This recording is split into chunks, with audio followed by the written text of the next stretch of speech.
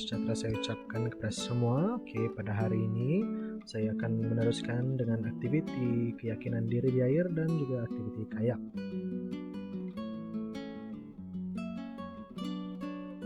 Jadi apa tujuan untuk kita melakukan aktiviti keyakinan di air ini? Oke, pertama sekali, ia dapat melatih keyakinan individu semasa berada di air. Oke, seterusnya memastikan seorang itu mampu menyelamatkan diri semasa berlaku sebarang kecemasan.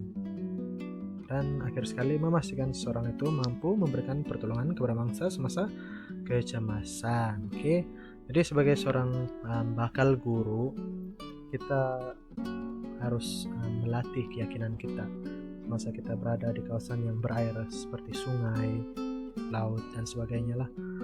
Kenapa? Hal ini karena apabila kita yakin untuk berada di kawasan tersebut, kita sekaligus mempunyai kelebihan apabila berlaku sebarang kecemasan, di mana kita mampu menyelamatkan diri kita. Oke, mungkin kita boleh amalkan kemahiran berenang kita ataupun kemahiran mengapungkan diri kita.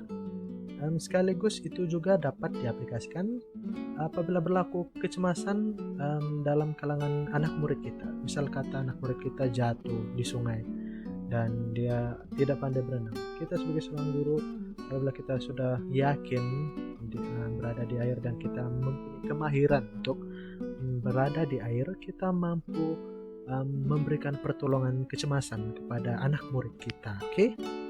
Iya.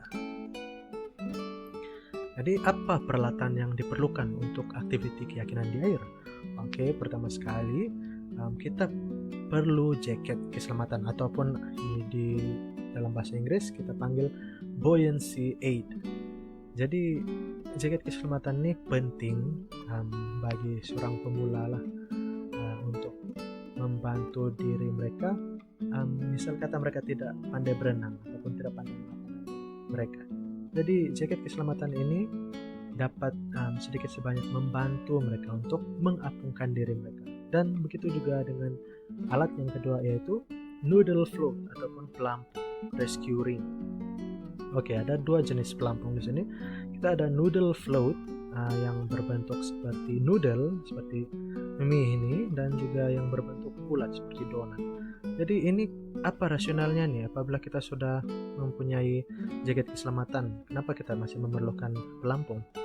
Oke, pertama sekali kita perlu sadar bahwa sebarang kemungkinan itu boleh berlaku semasa kita melakukan aktiviti keyakinan di air, dan mungkin jaket keselamatan kita tertanggal, kita tidak memakai jaket keselamatan kita dengan cermat, ataupun ada mungkin jaket keselamatan itu dari segi zip ataupun tali yang mengikat jaket ini mungkin sudah rusak.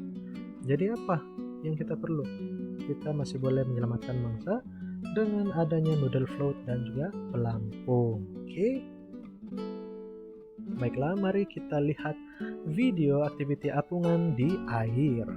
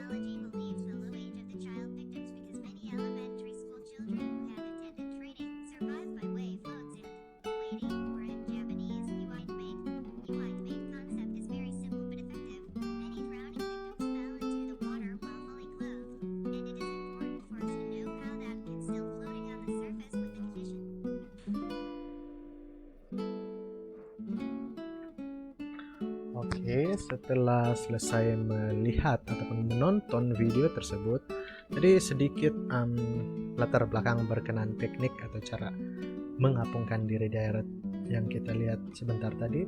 Oke, nama teknik apungan di air itu dikenali sebagai backfloat, ataupun bagi nama yang diberikan oleh pengasas teknik apungan ini ialah diberi nama sebagai teknik Uitimate. Oke, ini adalah perkataan Jepun yang membawa maksud sebagai teknik mengapung atau menunggu. Oke, sedikit info tambahan. Teknik Uitimate ini adalah diasaskan oleh Profesor Hidetoshi Saito, di mana beliau adalah salah satu profesor di University di Jepun, dan beliau telah mengasaskan teknik ini awal tahun 2000, dan di mana teknik apungan ini berjaya menyelamatkan ramai mangsa bencana tsunami yang berlaku di Jepun pada tahun 2011. Jadi teknik ini sangat penting dan harus diketahui oleh ramai orang dan wajar untuk diaplikasikan sekiranya kita mengalami sebarang bentuk kecemasan. Ini juga adalah salah satu alternatif bagi mereka yang tidak pandai berenang. Oke, jadi bagaimana untuk melakukan teknik Uitimate ini ataupun backfloat? Pertama sekali kita perlu rentangkan kaki dan tangan di bawah permukaan air. Kenapa? Oke, kalau kita belajar dari sudut pandang sains, apabila kita merentangkan kaki dan tangan di bawah permukaan air, apa yang kita sedang lakukan adalah kita sedang membahagikan jisim badan kita secara selari dan sekata, di mana kita menjadikan luas permukaan kita lebih luas, oke, dengan merentangkan kaki dan tangan. Justru apabila kita berbuat demikian, jisim kita dapat dibagikan secara selari, membantu kita untuk terapung di air. Oke. Seterusnya, pastikan wajah Anda menatap ke atas. Oke. Sekiranya Anda menoleh ke kiri dan ke kanan, kita tidak tahu apa kemungkinan dan risiko. Mungkin Anda akan tertelan air sungai atau air laut. Dan bagi seorang pemula adalah disarankan untuk memakai jaket keselamatan ataupun pelampung. Jadi inilah salah satu teknik ataupun cara untuk mengapungkan diri di air, yaitu nama teknik ini diberi nama sebagai Uitimate ataupun backfloat. Seterusnya kita akan beralih kepada aktiviti kayak. Oke. Jadi apa peralatan untuk kita melakukan aktiviti kayak ini? Pertama sekali kita perlu mempunyai helmet keselamatan. Kenapa? Mengapa helmet keselamatan? Sebab kita tidak tahu apabila kita berkayak, mungkin kita akan menghadapi risiko untuk dibawa arus ataupun ombak yang kuat. Jadi kita tidak tahu apa yang berada di sebalik permukaan air. Mungkin ada batu.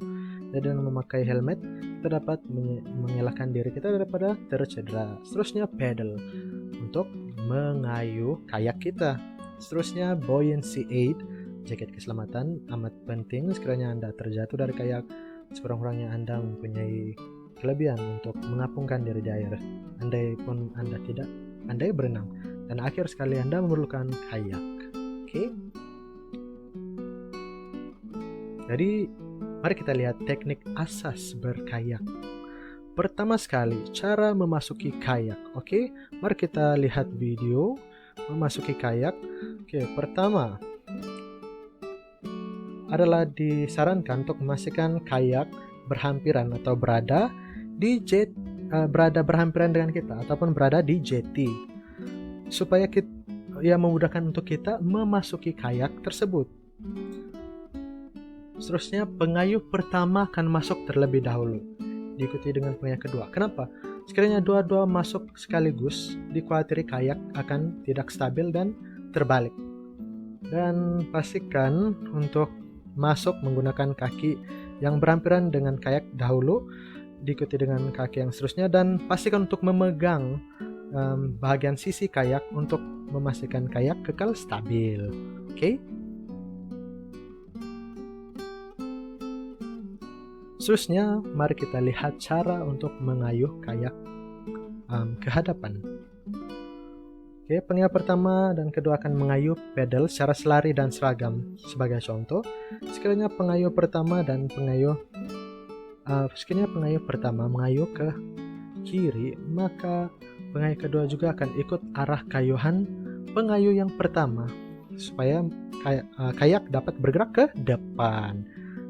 Seperti yang Anda lihat di video. Ya. Demikianlah video simulasi mengayuh kayak ke hadapan. Seterusnya, untuk membuat lencongan atau belok, pengayuh pertama dan kedua perlu mengayuh ke arah lencongan. Diingatkan agar pengayuh pertama dan kedua sentiasa bekerja sama, di mana sekiranya Anda ingin bergerak ke kiri, maka pengayuh pertama dan kedua akan mengayuh ke kiri secara serentak dan selari ataupun secara seragam. Tidak boleh pengayuh pertama mengayuh ke sebelah kiri dan pengayuh kedua mengayuh ke sebelah kanan, jadi kayak kita akan berkemungkinan akan hilang kawalan. Jadi mari kita lihat video simulasi membuat lencongan.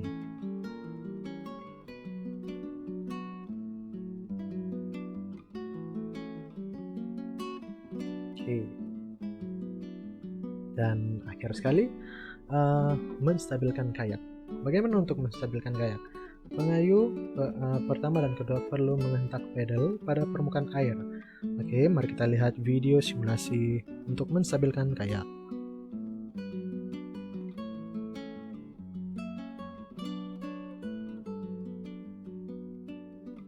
Oke.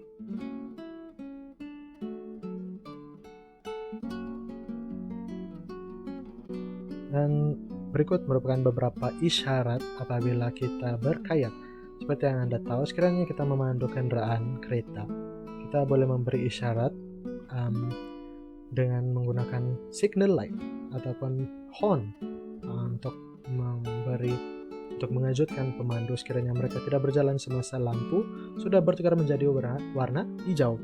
Tapi bagaimana untuk kita lakukan atau memberi isyarat semasa kita berkayak dengan suasana air laut yang mengalir dengan deras, agak sukar untuk suara kita sampai ke orang sekeliling kita ataupun orang yang sedang berkayak, mungkin di hadapan ataupun di belakang kita. Jadi berikut merupakan beberapa isyarat yang berguna.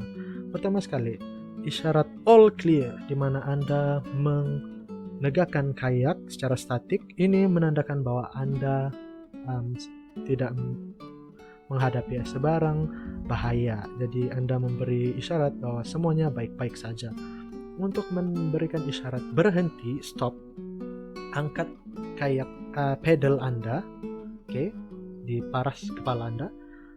Jadi orang yang lain akan paham bahwa Anda ingin memberi isyarat untuk berhenti. Sekiranya Anda ingin memberi isyarat pertolongan, Anda haruslah menegakkan pedal Anda dan menghayunkan ke kiri dan ke kanan, menandakan Anda sedang memerlukan pertolongan.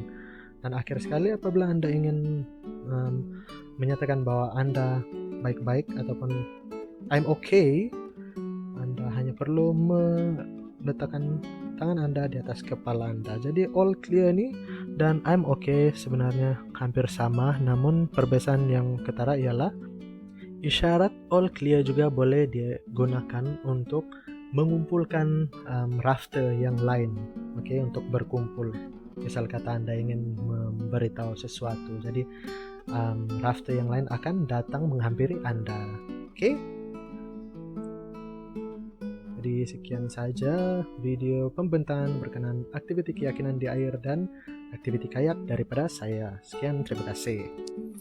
Jadi setelah melakukan aktiviti keyakinan di air ataupun membentangkan berkaitan aktiviti keyakinan di air dan aktiviti kayak, kini saya beralih kepada sesi refleksi saya. Jadi apa yang saya peroleh daripada aktiviti keyakinan di air dan aktiviti kayak ialah ia mengajar saya untuk menjadi seorang yang berani. Oke? Seperti yang kita tahu, tidak semua orang berani untuk melakukan aktiviti kayak, karena ia dikategorikan sebagai satu aktiviti yang agak ekstrim. Oke? Jadi apabila melakukan aktiviti kayak, ia mengajar saya untuk menjadi seorang yang berani. Jadi sebagai seorang guru saya boleh aplikasikan bahwa sebagai seorang guru kita harus berani. Dari dalam berbagai aspek, berani menghadapi ataupun berani untuk menerima perubahan dari masa ke masa berkaitan dengan pendidikan. Oke, kita juga sentiasa berani untuk mengambil risiko. Ya, semasa kita mengajar, mungkin semasa kita mengajar teknik ataupun approach yang kita aplikasikan mungkin tidak berjaya, namun kita harus berani untuk mengambil risiko. Oke, kita harus sentiasa berani untuk menyebut cabaran, untuk membuat eksperimen terhadap apa cara yang terbaik untuk kita menyampaikan pengajaran kita. Jadi sebagai seorang guru kita juga harus berani. Seterusnya, ia juga mengajarkan saya untuk sentiasa bersedia. Oke? Sebagai seorang guru kita tidak tahu apa bidang tugas kita. Kita mungkin ditugaskan untuk melakukan aktiviti perkemahan ataupun rekreasi di mana kita membawa anak murid kita ke kawasan sungai. Jadi apabila berlaku kecemasan di mana anak murid kita mungkin secara tidak sengaja terjatuh ke dalam sungai, jadi kita harus sentiasa bersiap sedia untuk menghadapi segala kemungkinan ataupun kecemasan yang mungkin akan berlaku. Jadi melalui aktiviti ini, dia mengajar saya untuk sentiasa bersiap sedia. Dan akhir sekali, sebagai seorang guru juga, kita perlu sentiasa berusaha untuk memperbaiki diri sendiri. Kenapa? Sebab seperti yang kita tahu, tidak semua orang boleh melakukan aktiviti kayak ataupun berenang. Saya sendiri pun tidak boleh berenang. Saya akui saya tidak pandai berenang. Namun sebagai seorang guru kita tidak seharusnya mudah untuk berputus asa, ataupun kita mesti sentiasa berusaha untuk memperbaiki segala kekurangan diri kita sendiri. Jadi sekiranya kita tidak pandai berenang, kita mempunyai option, pilihan untuk belajar berenang dengan mengambil kelas berenang. Begitu juga di dalam profession sebagai seorang guru. Okay, kita mungkin akan ditugaskan untuk menggunakan berbagai jenis kaidah, teknik pengajaran yang mungkin asing bagi kita. Mungkin kita tidak berapa mahir menggunakan kemahiran ICT. Jadi apa yang kita perlu buat sebagai seorang bakal guru?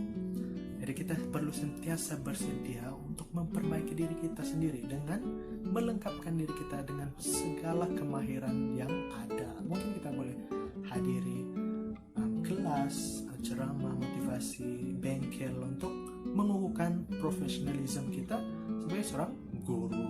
Jadi demikianlah saja sesi refleksi daripada saya berkenan aktiviti keyakinan diri di air dan aktiviti kayak.